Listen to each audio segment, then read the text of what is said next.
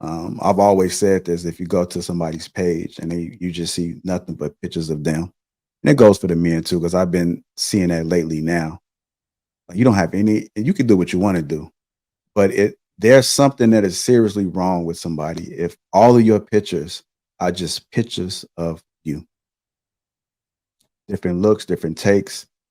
What else goes on in your life? Not that I care, but it just says something about some deep going on there that you might want to factor in if you just see nothing but pictures. And it's even sadder when you see men do it. You said it like they want to be a bad bitch. Uh, For Yeah, Go ahead, Rashawn. I guess something's wrong with me. I guess I want to. I guess based upon. I guess based upon your dynamic of because I mean I think a lot of people know that I travel a lot, but I don't really post where I'm at.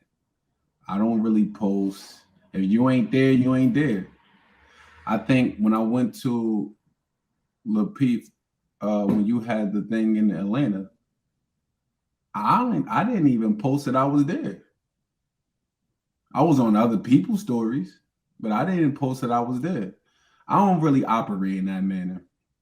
For me, uh, but yeah, if you ain't there to me, you ain't there. But that's just how I operate. But but that doesn't take away from your point. I say to say that as in, that we know scientifically that there is a dopamine addiction. They say over, I think the statistic was over 70% of people that's on Facebook is depressed, right? They sitting there scrolling all day. They spending first thing that you do when you wake up, you got to run to your phone. Like that is real. That's not. I didn't say what I said to take away from your point or anything. So I do agree with essentially what y'all saying, Trav, as well as Shannon. But I definitely agree with Trav. I don't think it's just the women though. Shannon, you make your points are straight valid, but it's a lot of it's a lot of men that's doing the same thing. As Trev said, he's just doing it differently. And and at the end of the day, attention. I think that it's the yearning of wanting to be heard, right? People want to be understood and they want to be heard, and they not satisfied a lot of times in their own life, or they don't feel like they understood by the closest people to them. So they got to create this uh image on all online, or they just want to try to do the things that kind of make them happy to see things, which is that dopamine addiction, because they not feeling right in their own self. Because people who actually, all of the people that I know, from my standpoint, and there could be exceptions to the rule, that are actually movers and shakers, they don't really post like that online. You know, they really don't, from what I see. Obviously, if you're online, it's a business. Like, obviously, a lot of us is, we creating content. You got to get those dollars. I'm not telling you not to do it if that's your thing. But the people like the real estate agents, and even then, they probably have a social media, but they don't really post like they working. You know what I mean? They out. They had business meetings and the whole, not like they not really posting that much online. So that's just from my vantage point. Again, it could be exceptions to the rule, but yeah, attention is definitely a drug today, because I think that people want to be heard and they're not being heard in their own life, in real life. Go ahead, Marcus.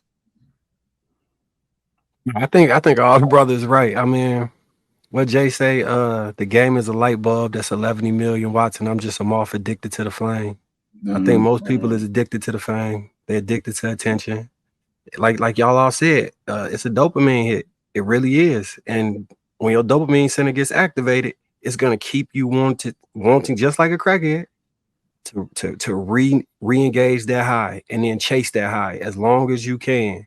And it's never gonna be the same. It's always gonna be a cup with a hole in it. No matter what you pour in it, it's gonna be a cup with a hole in it. I think I, I reluctantly kind of got into social media, right? Because I'm kind of like Ali when it comes to like you just would have had to see me there. Like I met Rilla a couple weeks ago. He ended up going live and I accepted the I went in there and pressed the thing just because it was at that time. But I wasn't about to, you know what I'm saying, take a picture and post it. But again, I think that's an era thing. And I'll be the first to admit it. I was real late to the beat when it came to social media. Like real late. I think I went 5 or 6 years without even opening Instagram. You know what I'm saying? And I'm trying to get acclimated now because, as I said in the previous episode, the era that I originally came from and really like made my bones in was the publicity era where other people had to say it for you. It was only 2 magazines or 2 newspapers or the hood would speak for you, and you couldn't just say something because it needed to be verified by everybody else.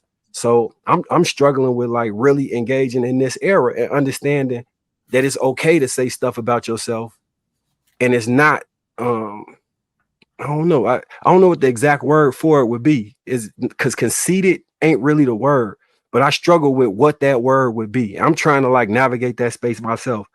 But yeah, attention is definitely a drug. It'll ruin friendships, ruin relationships, marriages, your relationship with your kids. Same thing drugs do. They tear you down at the base level and remove all the things you love for that thing. I done seen what Master P and his family falling out over attention, right? Him and his son. Um, Marriages, Aisha Curry, like it's a real drug. It really is. And it's a lucrative thing too. Like with any other drug, it's probably the #1 drug in America right now, maybe the world. Yeah, but I definitely agree. Yeah, I think more people just got to be aware that it's actually happening, because when that doesn't happen no more, then what happens to you? You know, you begin to be in this low vibration because you're not getting that attention that you used to, or you're looking at everybody else and you're focused on these women are younger. They're younger, so of course they're going to be in better shape and look better than you. Not all the time, but now you find yourself in competition with everything else that you see because you want to make sure that you stay on top. Go ahead, Luis. What are your thoughts about it? And vainglorious is the word I think he was looking for. Say it again. What's the word? So what's the word again? Yeah. Vainglorious. Vain. Like, all right. Mm-hmm. Yeah. Vainglorious. Not conceited. It's different. Vainglorious describes what you was trying to describe. Perfect. I'm gonna look it up and add that to the. I appreciate that. All right. Well, Luis. Yeah. Yeah, that was a good build. You know, I really do like what Ali said. You know, people who are actually loved, heard, and respected in their real life are not looking for validation on social media. You know what I'm saying? People who are actually loved, respected, and heard and have actual fruitful conversations with their loved ones, with their parents. You know what I'm saying? It's kind of funny we're actually talking about this because I just came back from vacation and the first phone call I got was from my parents. You know what I'm saying? I got a phone call from my sister. Got a phone call from, you know, a number of people that are in my circle, right? In the morning, I get messages from my uncle. In the morning, I get messages from other loved ones, you know, just checking up on me, just random, right? And whether it's a voice note or voice text, you know, those conversations are much more meaningful than scrolling through social media or reading the comments on social media, right? What did we do prior to social media? We were in spaces together. You know what I'm saying? You go into social spaces and interact, talk about sports, you know, talk about, you know, history, talk about whatever current events are actually happening. You know what I'm saying? Some cause that is actually going on in your neighborhood that is affecting you. You know what I'm saying? That you might feel a certain way about, that you want to see change happening. That happens in real space, in real time, right? We are just more interconnected on a global level because of globalization, that we use social media as a vehicle in order to reach out to the masses that we normally wouldn't have access to within our reach, within our community, right? And sort of, I think it's really has changed the paradigm that I don't think that a lot of people understood the sort of the drawback and the fallback of what it has created. It's created a bit of a monster. People have short fuses, quick to react, very aggressive. A lot of people today tend to be,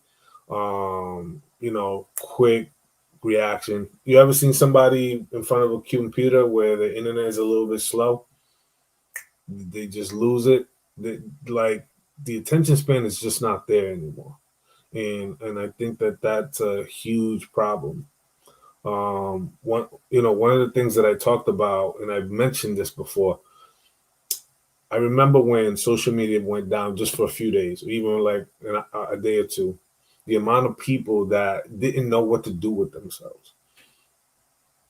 Go outside, read a book, paint, draw, do something. There's so many things to do, especially with people who are in your proximity that you can engage with, that doesn't necessarily involve just scrolling through. But this has become such the norm that a lot of people don't necessarily know anything outside of that.